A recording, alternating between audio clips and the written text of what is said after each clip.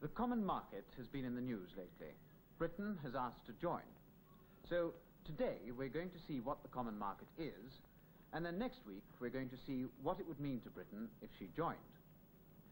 Well, basically, the common market means 6 countries in Europe working closely together.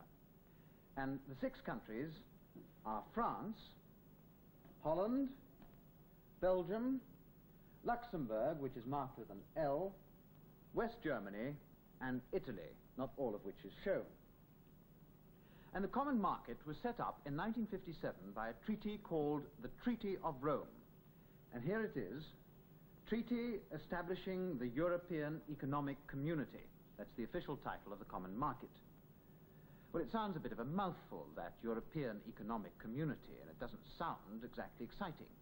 But in fact, behind it, there's a very big and a very exciting idea, namely that sometime there might be a United States of Europe. Take, for example, what we saw right at the beginning of this program, countries in Europe fighting each other. Well, if there was a united Europe, this would not be likely to happen ever again. A united Europe would be very strong indeed. At the moment, there are 70 million people in the common market, 170 million. And these countries earn together 60,000 million pounds. That's almost as many people as there are in America, and almost as much as is now earned by Russia. Europe could easily become a 3rd big power, large enough to send up her own space rockets, like Russia and America, large enough to set up really big atomic stations to manufacture energy for use in peace. All things that cost a very great deal of money and that smaller countries can't afford. Now, of course, nobody really knows whether there ever will be a United States of Europe. It's something very much in the future.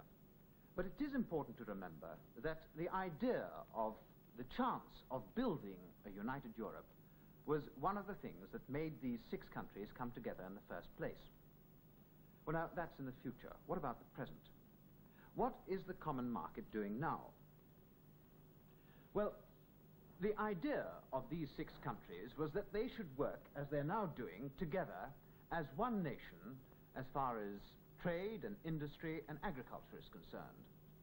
They realized that to get going really properly and to expand and to benefit everyone, including the ordinary man in the street, nowadays you have to organize on a really big scale. And their main aim is to get rid of everything which in the past has prevented this. Because in the past, Europe was divided by trade barriers. And these barriers, or walls if you like, prevented trade flowing easily between the various countries in Europe. They were originally set up to protect the industries in each country, and all goods which came from abroad had to pay a special charge, a tariff charge, that would make them, on the whole, more expensive than home-produced goods. But this idea had some unfortunate results. Let's see how this protection worked out in practice, and let's take an example from 2 factories, say in Germany and in France. Say there was a car factory in Germany, which produced for its own country and also for France. Now, France wanted to set up her own factory to produce cars. And to protect it, she put up this tariff wall. A tariff now had to be paid on the German cars which had come into France, which meant they cost £100 more. Now, obviously, our Frenchmen, deciding which car to buy, would buy a French car if it were cheaper and if it was as good. So the French factory could then sell its cars, produce more, and grow, while few of the German cars could be sold in France at all. But tariff walls work both ways usually. If the French wanted to sell cars in Germany, they would cost £100 more than the German cars. So not many French cars would be sold in Germany. And there is, of course, a limit to the number of cars that you can sell in your own country. So there it would stop. neither the French nor the German factory could get much bigger or produce more cars.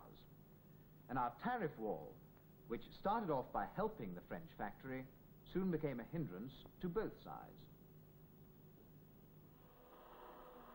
This is what you could actually see of these tariff walls, a customs barrier at the frontier. Perhaps you've been abroad yourself, and you know what a lot of trouble it is to go through customs. It was worse for lorries carrying goods. Everything was held up. A check had to be made to see if tariffs or duties had to be paid.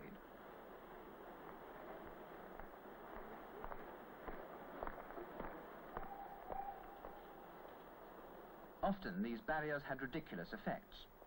A few miles away from here, in Belgium, these greenhouses grew a lot of grapes. Too many, in fact, to be sold in Belgium.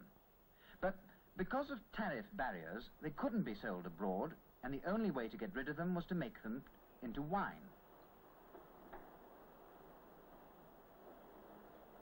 But only a few miles away, across the frontier in France, bottles and bottles of wine were produced much more cheaply than the Belgian wine.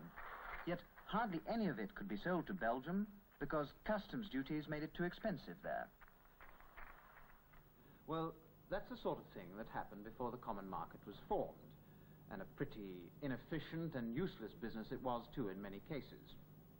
Now, what the common market is doing is that it's keeping some protection for its industries as a whole with an outer tariff wall round the whole market. But by taking away these tariff walls inside the common market, it's allowing industry to produce more, grow more, which means that it provides more work and more pay for the people inside the common market. And this idea is called free trade. Now, let's see how free trade works out in the case of the examples we used before, the car factory in Germany and the car factory in France.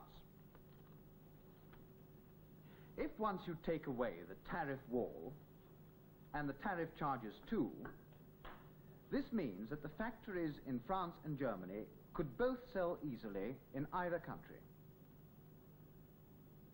It means too that they could grow and provide more work for people to do.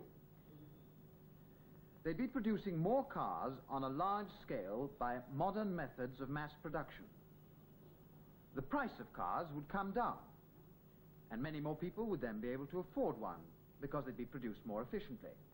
And in any case, the factories would now be competing with each other, and they'd both have to make sure that their prices were low. And what you've seen happening here is now happening in lots of countries in the common market. This textile firm in Holland, for instance, was producing and selling a great deal more. With the common market, this factory in Italy is able to make many more typewriters with really modern techniques.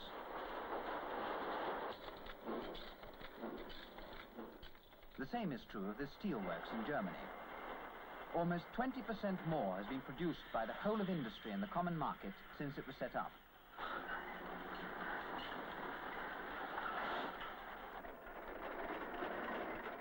The common market countries had already joined together to produce coal and steel much earlier, more than 3 years ago, and their production had soared.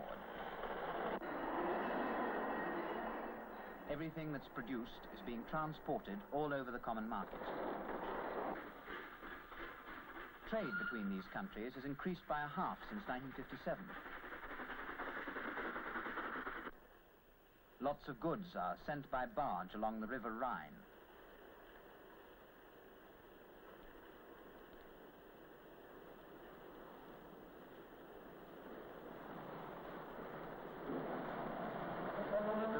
Comes out into the sea at Rotterdam in Holland. Now, this enormous port ships a lot of goods from the common market overseas. Since the common market was set up, there's been 20% more trade with countries abroad. And to deal with this, a great new port called Europort is being built at Rotterdam.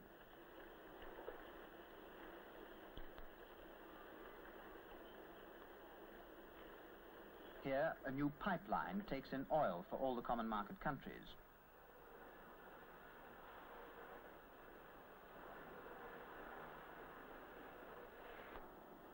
All this increased work and trade is, of course, going to mean better conditions for the workers. Better flats and houses to live in.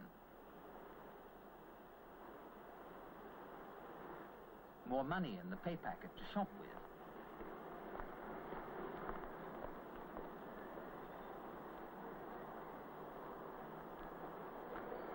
And cheaper and better things to buy.